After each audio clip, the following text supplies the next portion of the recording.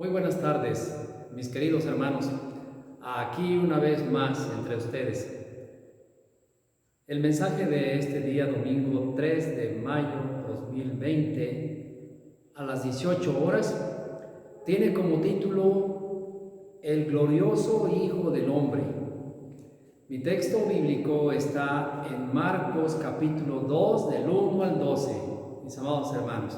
Dios les bendiga a todos y un saludo para cada uno en donde quiera que se encuentren. Ya están en casa, si están allí, están en su trabajo, hasta allá, un cordial saludo para cada uno, queridos hermanos. Mi introducción: son muchas las veces en que podemos ver la gloria de Jesucristo como el Hijo del Hombre e Hijo de Dios, en sus palabras, en su actitud, en sus milagros y el bien que hacía a las personas. La ilustración: ¿alguna vez hemos pensado por qué no tenemos retratos de Cristo que nos haya dejado del tiempo de sus discípulos? ¿Quién sabe cómo era el Señor? Solo la conocemos por lo que vemos en la Escritura y en lo que han dicho varios, como cierto hombre llamado Rabí Zacarías, un estudioso de las religiones y observador de una distinción fundamental entre Jesucristo y los fundadores de otras religiones. Él dice así: todas las religiones proporcionan instrucciones sobre una manera de vivir, pero solo Jesús ofrece la liberación, el perdón de los pecados y la transformación. Jesús no solo enseñaba lo que exponía su mensaje, Él era idéntico a su mensaje.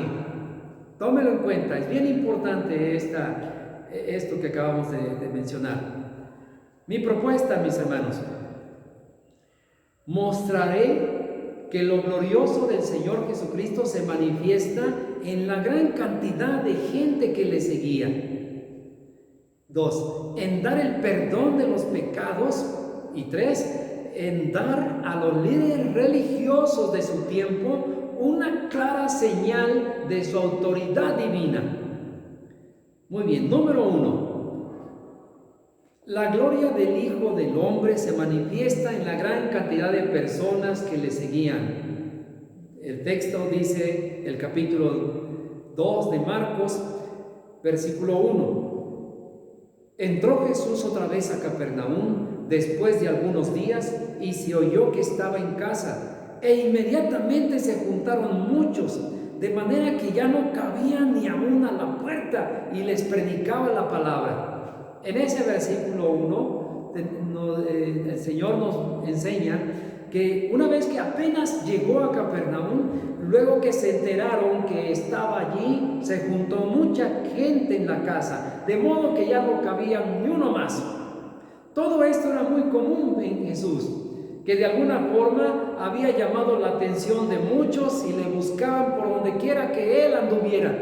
Así tenemos en Lucas 14:25, en Mateo 8:18, allí nos hablan esos detalles de cómo la gente seguía al Señor Jesús a la hora de la mañana, a la hora de la tarde, a la hora de la noche, estaban tras Él, deseaban estar allí con Él. Eso es bonito, hermanos. Asimismo dice que les predicaba la palabra. Esto debió ser una fuerte razón por lo que le buscaban tanto, mayormente porque les predicaba como quien tiene autoridad, dice, y no como los escribas, llenando sus corazones vacíos de gozo, de paz, de felicidad a llegar a sus vidas, hermanos. La Escritura narra que vinieron a Él 4 hombres, dice. Entonces vinieron a Él unos trayendo un paralítico que era cargado por 4, y como no podían acercarse a Él a causa de la multitud, descubrieron el techo de donde estaba, y haciendo una abertura, bajaron el lecho en que yacía el paralítico. Entonces, dice esto es lo que dice la Escritura. Entonces no sabemos quiénes eran esas personas, si eran sus parientes de ese señor que estaba enfermo, pero sabían que Jesús estaba allí y que Él podía sanar al enfermo. Entonces no podían ellos regresarse a casa sin que Jesús lo viera. Como no podían entrar debido a la multitud, hicieron una abertura en el techo y por allí le bajaron. Fue tanto su deseo de llegar hasta ante Jesús que buscaron cómo lograr hacerlo. Pero no podían regresar a su casita sin que Jesús viera al enfermito, mis hermanos. En el versículo 4 dice que bajaron el lecho en que yacía el paralítico. Bien, interesante, ¿verdad? Número 2. La gloria del Hijo del Hombre se manifiesta al decirle al paralítico que le perdonaba todos sus pecados. Dice el versículo 5. Al ver Jesús la fe de ellos, dijo al paralítico: Hijo, tus pecados te son perdonados. Miró la fe de ellos, de estas personas que habían abierto el techo y le habían bajado hasta sus pies, y pronunció su decisión para con él, diciendo de esta manera: Hijo, tus pecados son perdonados. Tomando en cuenta que venía a morir en la cruz también por dicho hombre, primero lo libera de la enorme carga de culpa, de pecados que traía en su conciencia. Esto es vital para cada una de las personas que logran un encuentro personal con el Señor Jesús. El versículo 5 nos narra estas cosas, y primero de Juan nos vuelve a corroborar, dice allí, que nuestros pecados son perdonados por el Señor Jesucristo. Y ya que para que un pecador pueda recibir los beneficios especiales de Dios, primero tiene que ser perdonado de todos sus pecados. Esto es una regla para todos y cada uno. Los beneficios especiales de Dios vienen como resultado del perdón que Dios nos pronuncia sobre nosotros, el perdón de nuestros pecados, porque nuestros pecados nos separan de Dios. Nuestros pecados nos destituyen, dice, de su gloria. Nuestros pecados forman una barrera invisible que no nos permite tener ese contacto con Dios. Y a menos que Él pronuncie el perdón de todos ellos hacia nuestra vida, entonces se restablecería nuestra comunión con Él. Estas palabras turbaron a los judíos, que en este caso eran los fariseos y doctores de la ley, los escribas, según Lucas 5:17, que habían escuchado estas palabras. Dice allí el versículo 6. Estaban allí sentados algunos de los escribas, los cuales cavilaban en sus corazones. Entonces, escuchando estas palabras, dijeron dentro de sí que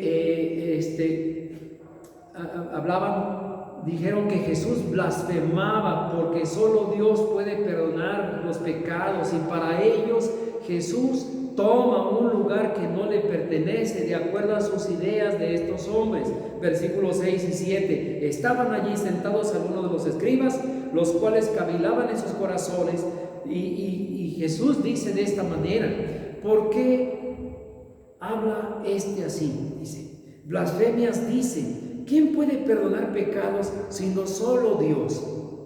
Pero nosotros sabemos que Cristo sí puede perdonar pecados, porque Él es el eterno Hijo de Dios, y con su sangre, o sea, con su sacrificio, el sacrificio de su propia vida en la cruz, ha pagado todas nuestras maldades y pecados para siempre, lo cual tiene efecto en el alma y en el corazón solamente si ya has creído en Él. Porque cuando hemos creído en Él, lo que ha pasado es que el Señor nos ha perdonado nuestros pecados, nos ha traído a sus pies, nos ha declarado lo malo que somos y lo pecadores que somos, lo que hemos hecho, y ha logrado que nosotros entendamos que nuestra situación realmente es fatal delante de Él.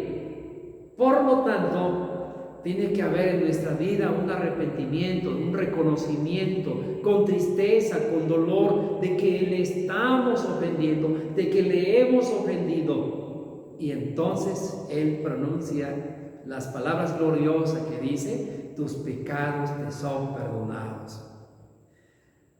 Y qué hermosa es la palabra. Juan 3:16 nos lo dice: porque de tal manera amó Dios al mundo, que ha dado a su Hijo unigénito, para que todo aquel que en Él cree no se pierda, mas tenga vida eterna. Porque no envió Dios a su Hijo al mundo para condenar al mundo, sino para que el mundo sea salvo por Él. Este es el Evangelio, este es el glorioso Evangelio. Es lo que el apóstol Pablo dice: yo no me avergüenzo del Evangelio, porque es poder de Dios para salvación a todo aquel que cree, al judío primeramente y también al griego. Romanos 1:16. Número 3. La gloria del Hijo del Hombre se manifiesta al confrontar a los líderes religiosos, dándoles una clara señal de su autoridad divina. Versículos 8 y 9 dice: y conociendo luego Jesús en su espíritu que cavilaban de esta manera dentro de sí mismos, les dijo: ¿por qué caviláis así en vuestros corazones? ¿Qué es más fácil decir al paralítico: tus pecados te son perdonados, o decirle: levántate, toma tu lecho y anda? Dice el pasaje de esta manera. Jesús les pregunta a los religiosos por qué cavilan contra Él, ya que Cristo conoce los pensamientos de todos. El versículo 8 nos dice que Él sabe los pensamientos que tienen. Así también conoce los pensamientos nuestros, lo que pensamos en la mañana, lo que pensamos en la tarde y lo que pensamos en la noche. Aunque estemos en la casa o que andemos en la calle, en la escuela, en el trabajo, etc., Él ve lo que pensamos, ya sean blancos o amarillos o rojos, los pensamientos que estamos teniendo. El Señor nos habla con su espíritu y su palabra para decirnos que vamos bien o que vamos mal, porque Él conoce todo. Él es el Señor Jesús, es el Hijo del Hombre, es el Hijo de Dios, que muestra de esta manera a sus enemigos allá en aquel momento la autoridad que Él tiene, la autoridad divina que Él tiene. Nos cuestiona acerca de lo que es más fácil decir. Dice: como tus pecados te son perdonados, dice allá, levántate, toma tu lecho y anda, dice. Pues sabemos que las palabras son fáciles de pronunciarlas, pero hacer un milagro como este, lo cual solo Dios lo puede hacer, nos deja expectantes en ese momento.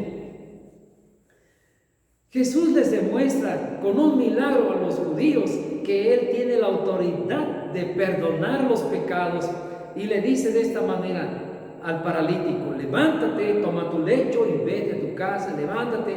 Y al instante el paralítico se paró, tomó su cama y se fue a su casa, dice. Pues para que sepáis que el Hijo del Hombre tiene potestad en la tierra para perdonar pecados, dijo al paralítico: a ti te digo, levántate, toma tu lecho y vete a tu casa.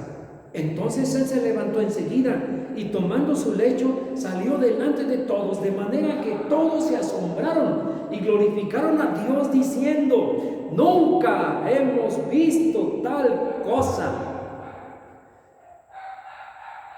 Jesús levanta el asombro y la admiración de las personas que vieron lo que acababa de hacer. El paralítico se levantó enseguida, tomó su camilla y salió delante y a la vista de todos los que estaban allí, y se asombraron y glorificaron a Dios diciendo estas palabras: nunca hemos visto tal cosa. Maravilloso, ¿verdad? En conclusión, hermanos, y aplicación, existen muchas más pruebas y manifestaciones de la gloria de Jesucristo, el Hijo del Hombre, pero que por las palabras que Él usó, el milagro que realizó y su imponente figura ante los judíos enemigos, podemos ver que el Señor Jesús es además el Hijo de Dios, Dios y hombre, hombre y Dios a la vez, porque de esta manera logra llenar de dulce paz, de amor y de gozo el corazón del pecador, como en esta ocasión. Con su autoridad logra turbar a sus enemigos y con su poder arranca de lo profundo del alma humana la admiración y el respeto y la alabanza a su gloria. Este es el ejemplo que día con día nosotros todos debemos de seguir. Que Dios nos bendiga, hermanos.